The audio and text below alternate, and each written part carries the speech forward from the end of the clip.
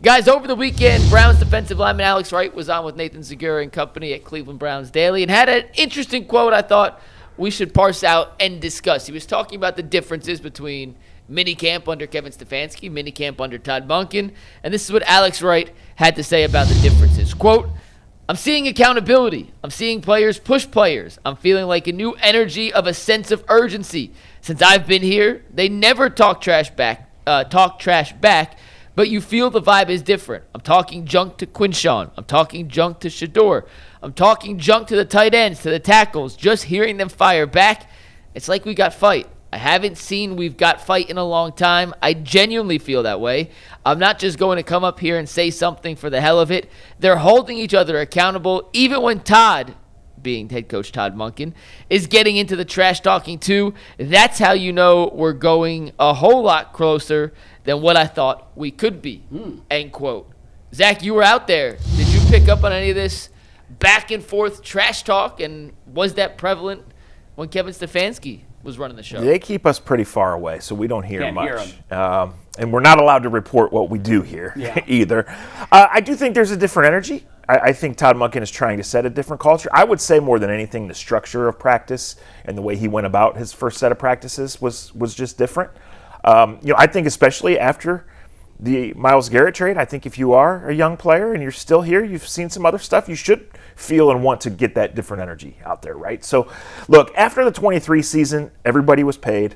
They just made the playoffs. Everybody showed up fat and happy and expected to flip the switch with Deshaun Watson. It didn't work. So this team has a chance, not only with its new leader in terms of title and who's out front, but new leaders in the locker room. Like these things are being established. So I'm not surprised to hear that. I would say here in mid-June still I would not jump to many conclusions, but I'm not surprised, and I think as camp goes on that might be something important to track. Like, is there really a new energy building, and who are the leaders, the vocal guys stepping up?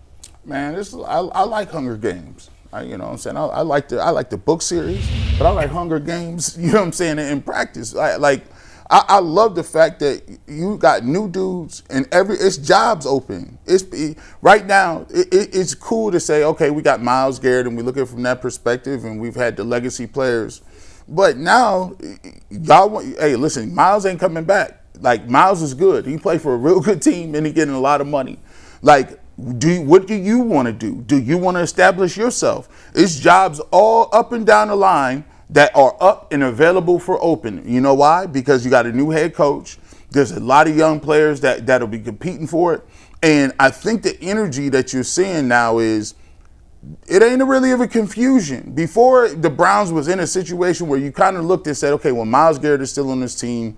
They got some veteran pieces. Are they trying to win still? What are they going to do with Deshaun Watson? Like, it was a little confusing because everybody thought that they was naturally going out and doing whatever you can do to make sure that you could bolster the roster, whether Joe Bitonio was coming back or Wyatt Teller. We saw a lot of these names, David Njoku. A lot of these guys ain't on the team no more. So, yeah, you should have a different energy because guess what? You ain't proved nothing. Hey, Jared Verse. Hey, I keep trying to tell him, hey, Jared, let me talk to you, dog. They traded you for Myles Garrett, man. I mean, you had a nice spot. You was doing your thing. You thought you was a team leader.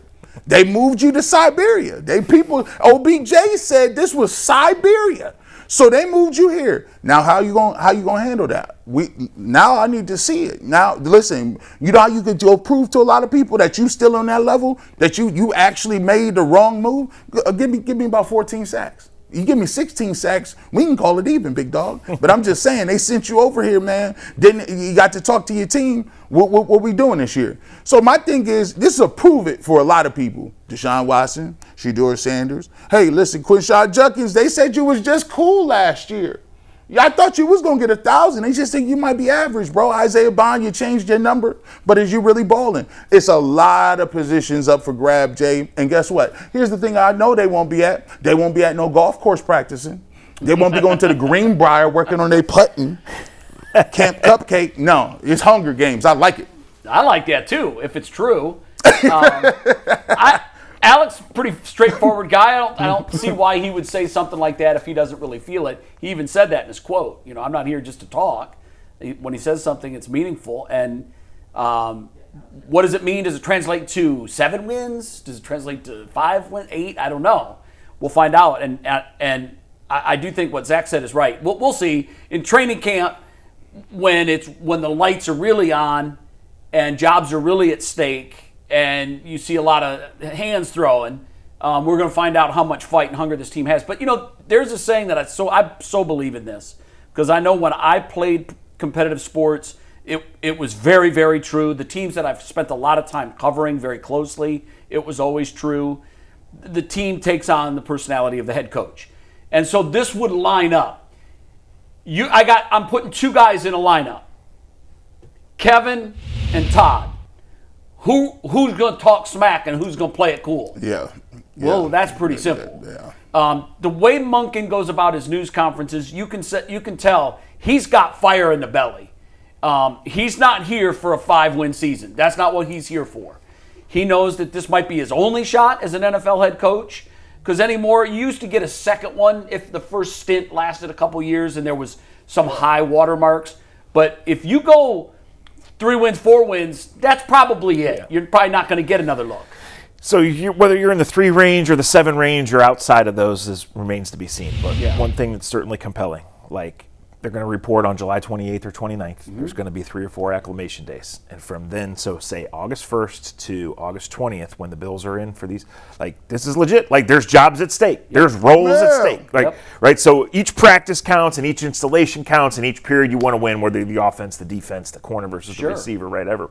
But like as far as setting the tone and the future of this franchise, that's what's at stake here. Yeah. And maybe it'll all be blown up in a year or 2, and maybe they won't win many games because probably they won't. But like in terms of genuinely compelling television and intensity in practice, like quarterback jobs at stake, receiver jobs at stake, and future roles at stake. Yeah, it's going to be really good out there for about 3 weeks. Man, it'll be fun. Man, I quickly, in 1997, McKinley won the state championship. They had guys going to Ohio State everywhere.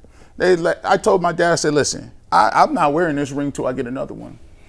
And everybody looked at me and said, you might want to wear that ring because high school teams don't win state championships back-to-back, and especially not high school, public schools. We just let you know that. Yeah. They had us winning 4 games. We had 3 returning starters. Good for us. One of them was Mike Dawes. Yeah, that's pretty helpful. That helped 5. He counted for about 4, 5, or 6. But when I went into that year, I just said, listen, I didn't play at all until like the last little scrimmage game. I got to play because the coach's son got hurt, and he was ahead of me. He was looking for him. I said, "Oh, coach, D-line coach, he's in the locker room right now." Did he get Wally Pitt? He got Wally Pitt. All I had to do was make one play.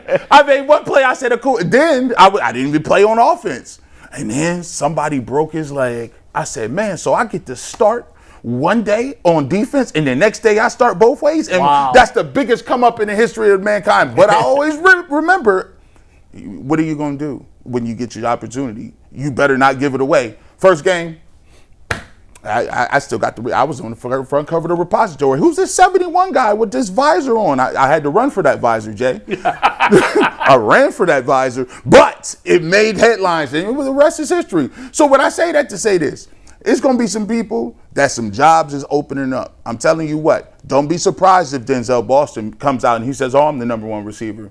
Do not be surprised if Spencer Fano is the guy at left tackle. And we're looking for guys up front to do their thing. So Mason Graham, come on out. Feel free to give us 8 sacks, Mason. Hey, Alex Wright, Isaiah McGuire, you want to give us 6, 7 sacks? It's some positions open out here. And look, get you a contract, get your family together, buy your mama a house, because this is where the second contracts come in, Zach. Todd Monken is not going to blow the whistle one day and have one 5-play segment of one-on-one go, right? They're going to go multiple days. Yes. They're going to go multiple periods where they're going to get after it. And they're not going to go reckless with it, right? They're going to measure guys, but like this is going to be at it. And he's going to be out there yapping at the DBs, and the linebackers coach is going to be yapping at him. And they're going to go, and we're going to see. So what it results in, I don't know, but it's genuinely compelling. No veteran days off was the big takeaway. I said, "Will you have veteran days off?" No, absolutely not. Yeah. I said, "Whoa." One thing I liked about Wright's statement was the fact that he said Monken's involved in the trash talk too. I like it. And he said that's how you know that we've come together close, faster than we thought we would. It does show a tightness. If the coach is taking shots at the players, usually there's a honeymoon period and everybody's kind of feeling each other out. Yeah. Hey, it's great to be your coach. But if he's already throwing his own lobs at these guys and they're volleying back and it's going back and forth, that can be pretty fun, especially if they get on a little roll and win. I always remind people of this when we talk about the win total. And I know that the league changes year to year so much. About a third of the league stays in wherever they are, and about a third of the league gets worse, and about a third of the league gets better. So even though we have the easiest schedule, and one would think there's a lot of winnable games on there, it doesn't mean, you still got to go out there and you got to play. But I do remind people when they say, oh, it's going to be another 3-win debacle. Let's wait and see. I want to see what characteristic this team takes on. And do they take on their coach's personality? And if they start with a couple of wins early, 2-1, 3-1, then who knows? Then you're a much different team at week 5 than you were at week 1.